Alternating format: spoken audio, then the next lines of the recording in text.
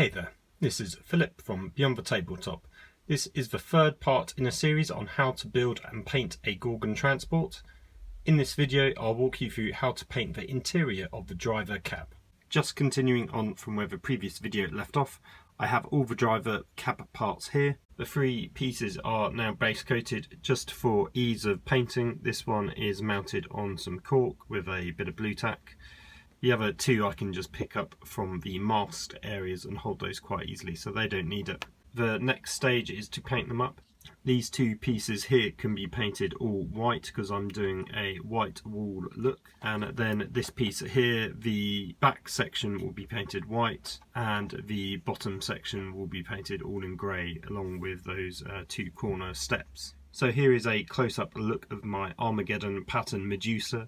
So you can see here the white wall effect that I'm going to go for. And on the bottom I've got the grey panel look which matches the exterior. But again, that's weathered and quite muddy. So to create that white wall effect, first of all I need to do a base of Xandri dust, which just helps sort of transition between the black to the white colour. And then for the white I'm using white scar.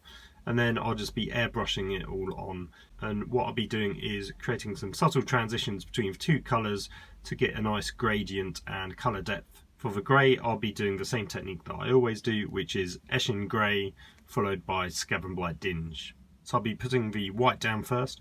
What I'll do is I'll just put down a little bit of masking tape on the floor just to protect that so that doesn't get covered in the white. And then what I'll do is I'll reverse that mask, so I'll put the tape up here and then paint up the floor. I've got the three items now all painted up. I'd also removed all the masking tape. That just allowed me to see if there were any errors or where the paint had bleeded over, especially along the floor line and the wall just here, and I could then touch that up with the corresponding paint. I've also gone along and painted up some electrical items in the grey colour.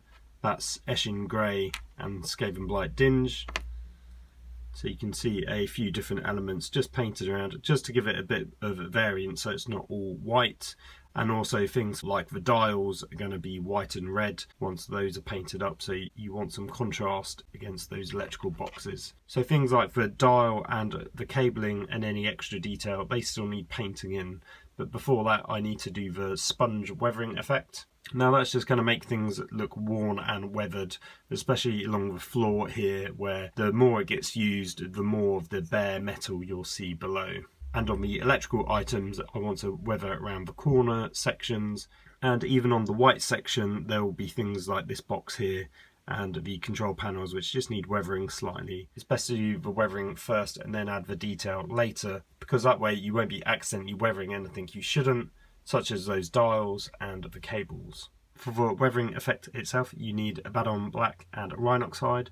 You just need to do a 50-50 mix in a pot. You don't necessarily need to mix it completely together because you want some variation in the colour for the chipping. Now to apply the chipping effect all you need is a small bit of sponge, and it's sometimes referred to as tank foam or pluck foam. I've just applied both those paints to some kitchen towel. Normally I would use a wet palette, but just for this demonstration I'm just using it on here so the camera can easily pick it up. So just take your small bit of sponge and mix it around, and then a bit like dry brushing you need to get off some of the excess, and then once you can see that you're happy with the effect that it's now creating you can apply that to 2 bits of the tank.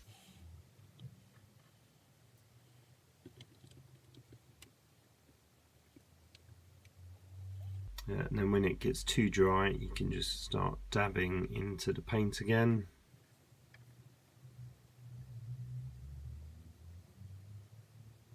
So the areas that probably need scuffing the most are going to be the corners.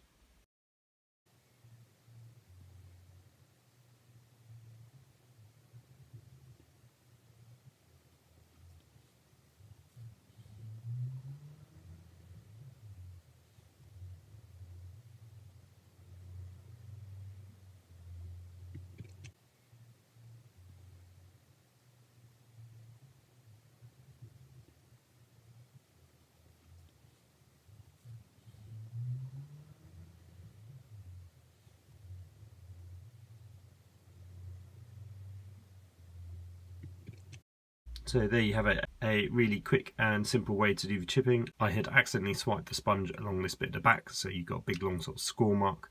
That's probably not a problem because it won't be too visible once it's in the cab. However, I might just tidy that up and repaint it with white just to reduce that weathering down a bit. I'm going to carry on this technique with the other two parts. I've gone away and weathered up the cab along with painting up the interior detail. I'll now run you through all of that and the colours that I've used. If we do a close-up look on the back piece, you can see where I've tidied up all the greys, added some white and red to create the little dial faces. Down here I've got two different lights, one of them's on, and then I've created some hazard stripes for the cabling at the back because that's going to be quite visible through the doors. For the other cables I've done a mixture of black and brown. I've additionally weathered the floor with some lead belcher, and I've also done that on all the grey components as well, just to show the bare metal coming through the paintwork. We just talk about the different colours for a moment. So for the dials I used white scar, and for the red I did a base of Mephiston red, then followed by a layer of Evil Sun scarlet. For the green light I used Snarsnick green. For the white one below I actually used a 50-50 mix of Snarsnick and just white scar. For the hazard cables, I painted both cables white first, followed by Avaland Sunset all the way over. Then I painted on the black stripes using Abaddon Black. Then I'd highlighted what was left of the yellow with Uriel Yellow. And then I had done a mix of Uriel Yellow and white scar for a final highlight. And then I had highlighted the black areas of the cable with Dark Reaper. Showing you an up close of the cabling, you can just see where I've done those highlights. Also around the light you can see I applied a small bit of green just around the edge, just to give it a little bit of object source lighting, so it looks like there's a bit of a glow around the light. So there's two different cable colours I used throughout. There was one that was black, which was obviously just painted Abaddon Black. And then I did a 50-50 mix of Dark Reaper and Abaddon Black, and then a highlight of Dark Reaper on its own. And then for the brown cables I did a base of Rhinox hide, and then I highlighted the brown with Go For Brown. On the side piece I'd painted the cables black and brown, and I'd actually gone back and painted this bit red just because I wanted some elements to stand out a little bit more. I'd used the same colours for the dials, so I based it in Mephiston red, and then I layered it with Evil Sun scarlet. Then I had gone back and done a bit of sponge weathering just to dirty it up a bit and even do a little bit of chipping with lead belcher. For the final piece of the cabin you can see all of those colours working together. So I've done some dials at the very back. I've got a lot of brown cabling down the front and grey box elements that I've chipped with a bit of lead belcher. I've done a black cable here which I did a slight highlight along this side for when it's visible through this door. Then I also highlighted it on this side as well, so it would be visible when looking at it through this door. That's all the detail area painted up. The next step is to apply an oil wash. This will give it a really weathered effect and will help blend some of the colours together, along with creating some grease and staining effects on the walls, just to knock back some of that white. I've already done a video on oil wash, so just check that up in the top right hand corner. In that video I cover doing an oil wash of burnt umber mixed with black. For the cabin, however, we're just going to use burnt umber so you get a really nice brown stain effect. I'm going to apply that to the floor and the walls. Before I do that, I'm going to do a gloss varnish on all of these three elements, which will help seal in that paintwork and protect it. In addition, however, it will allow the oils to go on much easier. So I'll go away now and get those painted up and you'll see it in just a second. So here we are, here's the three pieces all painted up and finished. So the oil wash acts as a normal GW wash, so it kind of highlights all the recesses and brings out that detail. But once it's slightly dry, you can streak it down slightly. So you can see the white is now a slightly grimy colour and there's a couple of streak stains going down it. It's more noticeable on the front piece where you can definitely see it kind of coming down from that circular section just there, as well as a few other places all the way around. And then you can see it's even on the roof just to give it some general staining all over. And on the back piece you can see I've done it slightly along the top. This is just to tie in that top section with the roof, as well as having it come down from the boxes. The bottom of the wall is very muddy. That's because I wanted it to tie in with the floor that I've also muddied up. For the floor, I had done an oil wash in the exact same way I'd done the rest of the cab, but I'd also done a pigment wash. I had mixed together these two weathering powders with some white spirit. That created a wash that I could liberally apply all over the floor. And once I had dried, you could see the weathering powders all over quite visible. Afterwards, though, I took some light earth and mixed that with some white spirit as well. And this time I just applied it in the recesses.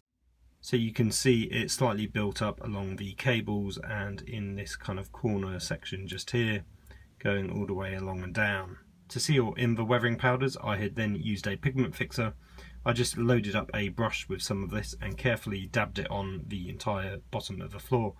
The powders effectively soak it up, and once this has dried, it should fix the powder in place so it shouldn't come off. Now, these powders shouldn't really come off anyway because it's in an internal cabin, so there's going to be no wear and tear. You're not accidentally going to rub any part of it off. But I had to still remove the gloss varnish, so I needed to apply a couple of layers of laminate medium. So I wanted to use that pigment fixer first before I'd done that because I didn't want to blow any of that powder away. So with the pigment fixer dry, I'd then done a matte varnish all over the pieces to seal in the paintwork and the pigments. And once those had all dried, I just used some laminate medium and sprayed that all over. Now, laminate medium is a really good matte finish. As you can see on the back wall, there's very little shine coming off of it. There's quite a bit of shine on the floor still, so that needs one more spray with the medium just to try and matte that down a bit more.